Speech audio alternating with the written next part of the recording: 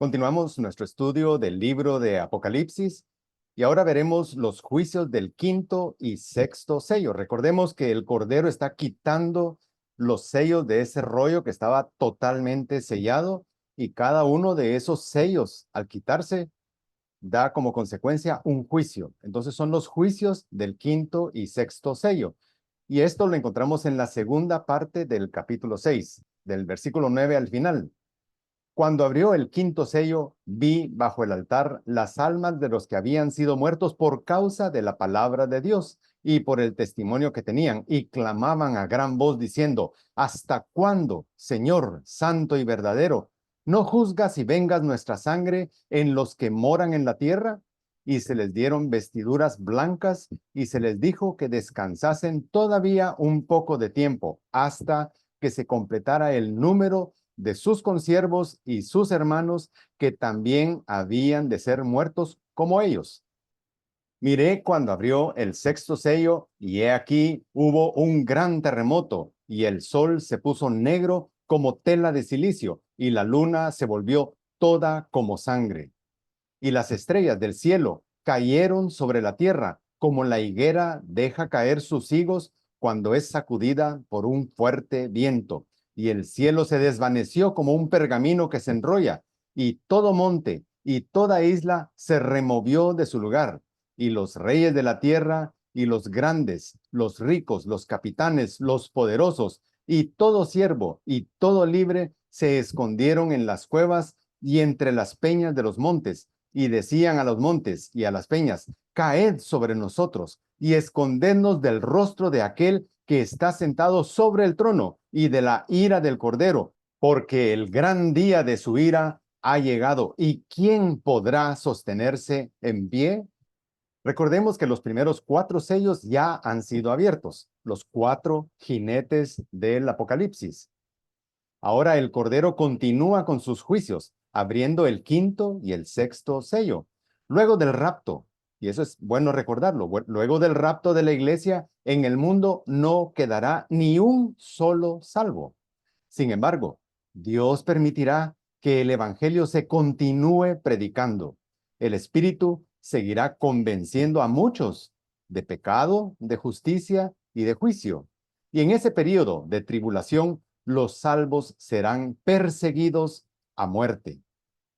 Dios permitirá que millones de ellos mueran por orden del anticristo. Y todo esto sucederá mientras el mundo vive en caos total por los juicios. La mayoría seguirá confiando en el anticristo y en sus falsas promesas, porque son rebeldes a Dios, que no quieren ver que lo peor está aún por venir. Bastaría que ellos leyeran, porque todavía existirán Biblias en ese tiempo, leyeran el libro de Apocalipsis para entender, y se van a dar cuenta que tienen oportunidad de salvación si quieren. Y aquí es bueno recordar el inicio de este capítulo, el versículo 1. Dice: vi cuando el Cordero abrió uno de los sellos. Juan es testigo presencial de eso y por eso está escribiendo. ¿Y quién es el que está abriendo? ¿Quién es el Cordero? Es Jesucristo. Recordemos que Jesucristo es el único digno de abrir los sellos del rollo. Mateo 28:18 dice: toda potestad me es dada en el cielo y en la tierra. Colosenses 1:16 dice: porque en él fueron creadas todas las cosas, las que hay en los cielos y las que hay en la tierra, visibles e invisibles, sean tronos, sean dominios, sean principados, sean potestades, todo fue creado por medio de él y para él. Así que el soberano es el que está abriendo estos sellos. Yo te animo a revisar el panorama gráfico que se puso en el primer estudio de esta serie. Y ahí podemos recordar que hay 3 partes en Apocalipsis. La primera parte son las cosas que has visto. Y eso está en el capítulo 1. Es Juan viendo a Jesús glorificado, como nunca lo había visto él. En la segunda parte son las cosas que son, o sea, la época presente. Y ahí hablamos de la era de la iglesia, esta era que estamos viviendo. Hay 7 mensajes a 7 iglesias que son iglesias del siglo I, de finales del siglo I, pero que representan todas ellas a las iglesias de toda la era de la iglesia. Eso está en el capítulo 2 y 3. Ese periodo que estamos viviendo ahora terminará abruptamente con el rapto. Y el rapto lo podemos leer en Primera Tesalonicenses capítulo 4. Para la iglesia, a partir del rapto, hay un programa de eventos diferente que para el mundo incrédulo que se quede en esta tierra. Ahí nos encontraremos con Cristo, podemos leerlo en Juan capítulo 14. Habrá un tribunal donde cada uno de los salvos daremos cuenta de lo que hicimos, siendo ya salvos. Cómo aprovechamos los talentos, las virtudes, las capacidades que Dios nos dio, o cómo las desaprovechamos. Y finalmente, todos, sin excepción, pasaremos a las bodas del Cordero. Cuando digo sin excepción, estoy hablando de todos los salvos. Y eso lo encontramos el tribunal de Cristo en 1 Corintios 3, en 2 Corintios 5 y las bodas del Cordero en Efesios 5 y en Apocalipsis 19. Pero luego entramos a la parte número 3, las cosas que serán después de estas. ¿De cuáles? De la era de la iglesia. Las cosas que sucederán después del rapto de la iglesia. Y eso está en dos bloques. Del capítulo 4 al capítulo 19 de Apocalipsis es eminentemente juicios y algunos paréntesis que vamos a ver. Pero del capítulo 20 al 22 es el establecimiento del reino de Cristo y la nueva Jerusalén. Ya vimos el capítulo 4, donde Juan hace una descripción bastante a grandes rasgos del trono de Dios y todo lo que está alrededor del trono de Dios. En el capítulo 5 vimos que había un rollo en la mano derecha del que estaba sentado en el trono, que es Dios el Padre, y ese rollo estaba perfectamente sellado. Y no se encontraba a nadie que lo pudiera abrir, excepto uno, el Cordero, el único digno. Y ese Cordero, que es Jesucristo, toma el rollo y ya hemos visto algunos de los sellos que él quitó. Todo esto está sucediendo en la primera mitad de ese periodo de 7 años. Esa primera mitad dura 42 meses y ahí se concentran los primeros juicios. Inicia con un pacto y termina con una abominación. Esto lo veremos en su momento. Ya vimos el capítulo 6, donde están los juicios de los sellos, y ahora veremos el quinto y el sexto sello. Todo eso lo encuentras en esta forma gráfica en el primer estudio de esta serie. Dice así el versículo 9. Cuando abrió el quinto sello, vi bajo el altar las almas de los que habían sido muertos por causa de la palabra de Dios y por el testimonio que tenían. Ahí vemos un motivo de su muerte. ¿Quién abre? Ya hemos visto que el que está quitando los sellos, el único digno es Jesucristo. Y dice, vi bajo el altar. Y este altar es una figura del lugar en el templo donde se ofrecían sacrificios a Dios. Para el tiempo de esta revelación, pues ese templo ya había sido destruido, pero es una figura. El griego es más explícito cuando habla de habían sido muertos. En lugar de muertos, dice degollados o decapitados. Son salvos. Todos de los que está hablando ahí, que son mártires, son salvos de ese periodo de tribulación, decapitados por su fe en Jesucristo. Son las primeras víctimas de la implacable persecución del anticristo. Todos murieron como mártires y no como resultado de los juicios de Dios. No son parte de la iglesia, pues la iglesia ya está junto a su Señor y Salvador. Tampoco son los incrédulos que han muerto por acción de los 4 juicios que ya sucedieron, que son los 4 jinetes. Estos incrédulos muertos estarán en el Hades esperando la ejecución de su sentencia eterna. Entonces recordemos que al inicio de esos 7 años, luego de que suceda el rapto, no quedarán salvos. Pero pronto, muy pronto, se inicia la predicación del Evangelio por todo el mundo. Y muchos, increíblemente, muchos tendrán hambre de conocer la verdad en medio de tanto engaño. Muchos creerán por fe. El poder ser salvo continuará en ese periodo. Sin embargo, va a ser en medio de persecución, de muerte. Esto se puede afirmar sin temor a equivocarnos, tan solo viendo el capítulo 7.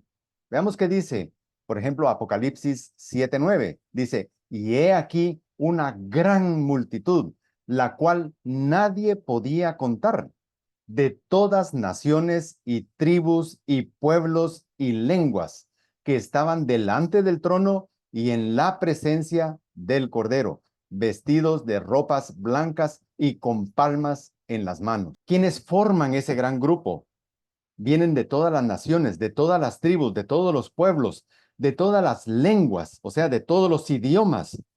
El trabajo misionero, el trabajo evangelístico que se va a hacer en esa época va a llegar a todos los rincones del mundo y de ahí saldrán salvos. Por supuesto, son salvos que inmediatamente declaren ellos que son salvos, van a empezar a ser perseguidos a muerte. Apocalipsis 7:14 dice, estos son, y se refiere a esa enorme multitud que está en el versículo 9.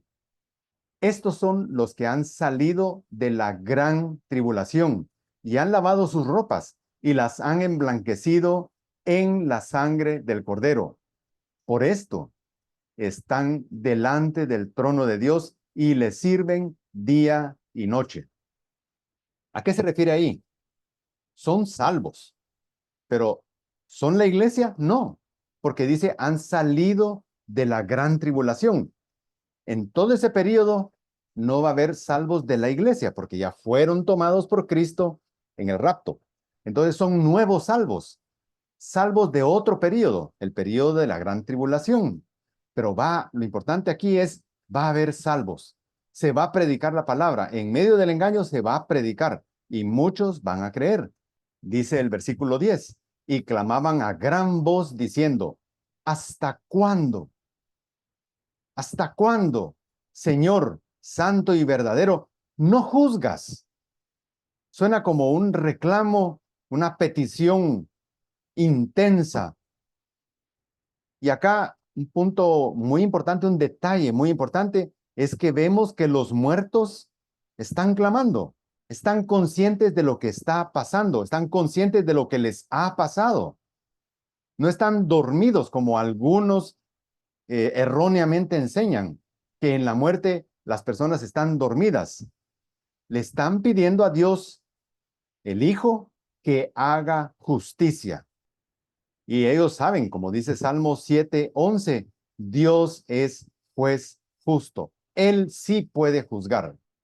Continúa el versículo 10 y dice, y vengas nuestra sangre en los que moran en la tierra. No están pidiendo, y dense cuenta, no están pidiendo autorización para vengarse con sus propias manos, porque solo Dios es vengador, mientras que nosotros, los seres humanos, normalmente somos vengativos. Y hay una gran diferencia entre ser vengativo y ser vengador. Romanos 12:19 dice claramente, porque escrito está, mía es la venganza, yo pagaré, dice el Señor. Todo malvado que cree que ha escapado de la justicia no sabe que finalmente va a tener que rendir cuentas. ¿Ante quién? Ante Dios. Eso lo saben estos mártires y por eso le están pidiendo al Cordero que haga justicia, que vengue, como está escrito, la injusticia que se cometió con ellos. Dice el versículo 11, y se les dieron vestiduras blancas y se les dijo que descansasen todavía un poco de tiempo. Y aquí es interesante algunas veces regresar al griego para ver detalles. Por ejemplo, un poco de tiempo. En griego se dice cronomicrón. Y desde la perspectiva de Dios es una nada de tiempo, un tiempo muy corto en la perspectiva de Dios. Son unos meses, solo unos meses. Segunda Corintios 4:17 dice, porque esta leve tribulación, refiriéndose Pablo a las tribulaciones que vivimos en este mundo antes de irnos con el Señor, porque esta leve tribulación momentánea, también lo ve desde la perspectiva de Dios. Esta vida que tenemos nosotros acá es corta. Nada va a impedir que Dios cumpla sus planes, así que les pide paciencia. Es solo cuestión de tiempo que Dios complete sus juicios sobre este mundo. Mientras llega la manifestación gloriosa, ellos reciben vestiduras limpias y puras.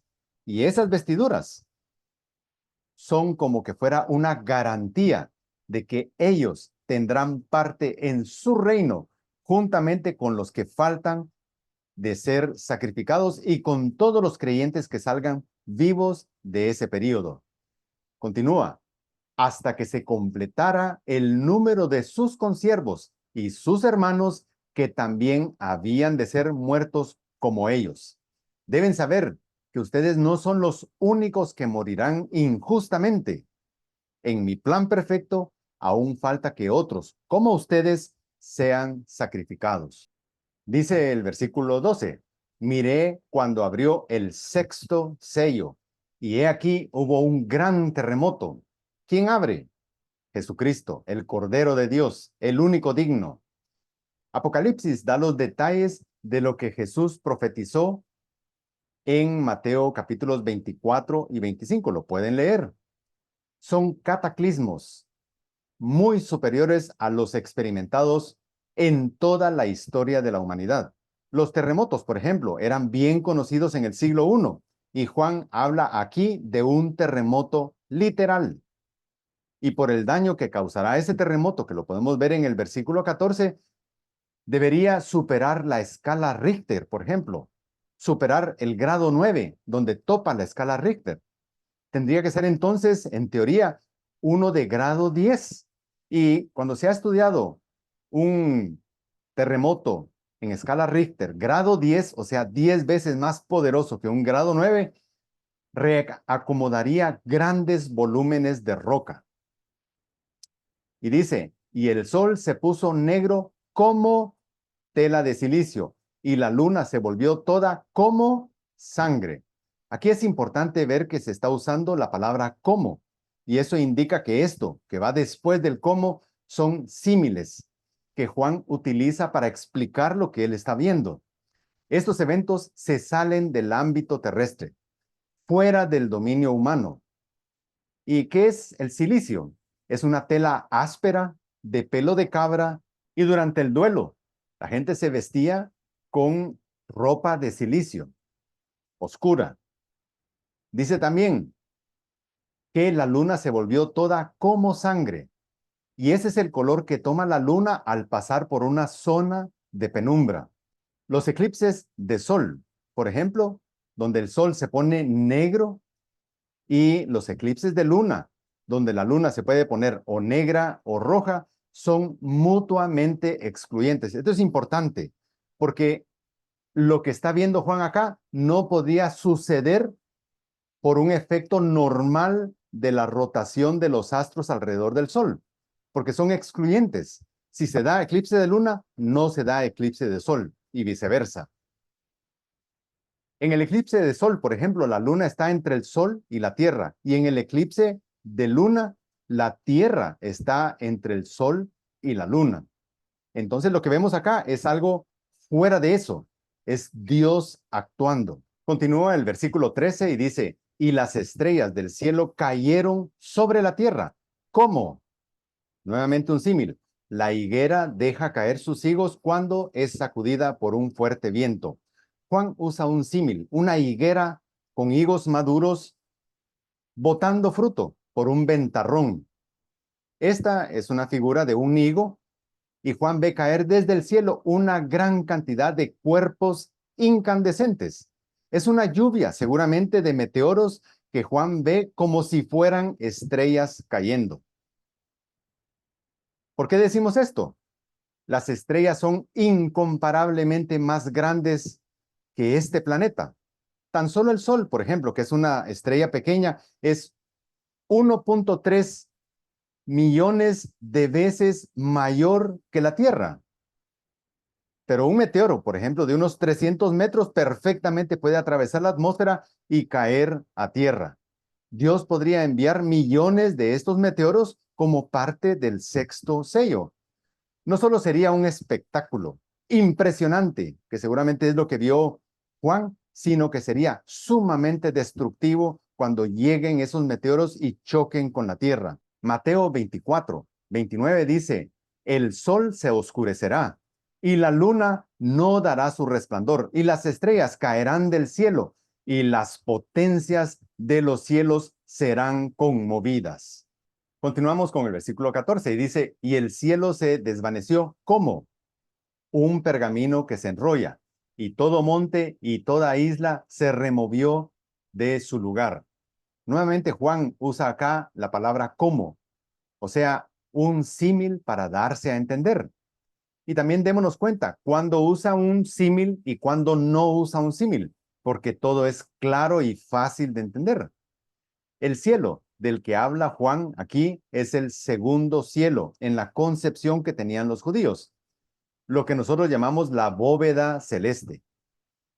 El judío creía que en ese segundo cielo era como un gran lienzo y los astros estaban pegados a ese gran lienzo. Por eso tiene sentido cuando él dice que vio que se enrollaba, porque él está pensando el lienzo con todos los astros ya no está. Así que lo que Juan vio fue la desaparición repentina de todas las estrellas. Además, el terremoto fue de tal magnitud que reacomodó la topografía. Y dado, por ejemplo, que las islas son realmente crestas de montes submarinos con un terremoto grado 10, que podría ser el que está diciendo acá Juan, por supuesto que todas las islas, que son las crestas de montes submarinos, desaparecerían. El versículo 15 dice, y los reyes de la tierra, y los grandes, los ricos, los capitanes, los poderosos, y todo siervo, y todo libre, se escondieron en las cuevas y entre las peñas de los montes. El gran terremoto y la lluvia de meteoros sembraron pavor y destrucción.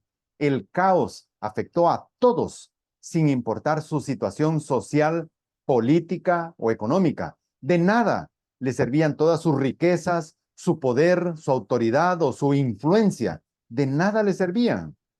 En los escondites improvisados, todos, ricos y pobres, eran exactamente iguales. Estaban sufriendo exactamente igual, sin distinción. Versículo 16 dice así, y decían a los montes y a las peñas, caed sobre nosotros y escondednos del rostro de aquel que está sentado sobre el trono y de la ira del Cordero. Finalmente, ante todo ese desastre, reconocen que hay un ser superior. Sin embargo, no reconocen que todo ese juicio es producto de su pecado. Y quizás los más conocedores sabrán que ese ser superior es Dios y quien está ejecutando juicio es el Cordero. Ellos escucharon el mensaje de salvación, pero decidieron no creer en Dios. Quizás escucharon o quizás leyeron el libro de Apocalipsis y ahora, cuando están sufriendo esos juicios, sabrán que lo que decía Apocalipsis era cierto. Muchos hoy están jugando con fuego. Y lo digo con tristeza. Muchos hoy están jugando con fuego. ¿Saben por qué? Porque dicen, mire, gracias por lo que me está diciendo, pero yo voy a creer si ocurre el rapto. En primer lugar, no tienen garantizada la vida, y eso significa que incluso antes del rapto, ellos pueden morir y se acabó su oportunidad de tomar una decisión. Pero digamos que sí sobrevivieran al rapto, lo que viene es terrible. Es terrible. Sí se va a predicar el evangelio, pero el engaño va a ser muchísimo superior al que hay hoy. Y difícilmente, si no creen ahorita, difícilmente creerán. Versículo 17, porque el gran día de su ira ha llegado. ¿Y quién podrá sostenerse en pie? Saben que no existe nada en el universo que se pueda oponer a Dios. Y ahora, en ese momento, estarán seguros que el día en que tendrán que dar cuentas a Dios realmente llegará. Hebreos 10:31 dice, horrenda cosa es caer en manos del Dios vivo. ¿Y quiénes están diciendo, ¿y quién podrá sostenerse en pie? Los incrédulos que están sufriendo los juicios. Reconocer que existe Dios no te salva. Reconocer que Dios es poderoso no te salva. Lo que te salva es creer en Él como tu Señor y Salvador. ¿Qué podemos resumir? Como vimos, Dios ya ha ejecutado los primeros 6 juicios, o sea, los primeros 6 sellos de los 7 sellos que tenía ese rollo sellado. Y esa semana 70 de Daniel, que es ese periodo de gran tribulación, durará 7 años. Y esos 7 años están divididos en 2 partes exactamente iguales de 3,5 años cada uno. A los primeros 4 sellos se les conoce como los 4 jinetes del Apocalipsis. Eso ya lo vimos. Y en el quinto sello, los mártires de la tribulación piden que se haga justicia. En el sexto sello, que vimos hoy también, ocurre un gran terremoto junto a grandes cataclismos. Y veamos entonces cuál es el recuento de daños previo a la apertura del séptimo sello. Al fallar la paz, que sucede al principio de este periodo, se inició una carnicería humana de todos contra todos. Se desató una hambruna mundial como nunca jamás ha existido en la historia. 2000, si fuera con los números de hoy, ya habrían muerto para ese momento alrededor de 2,000 millones de personas por guerras, por hambre, por enfermedades e incluso las fieras los estarían matando.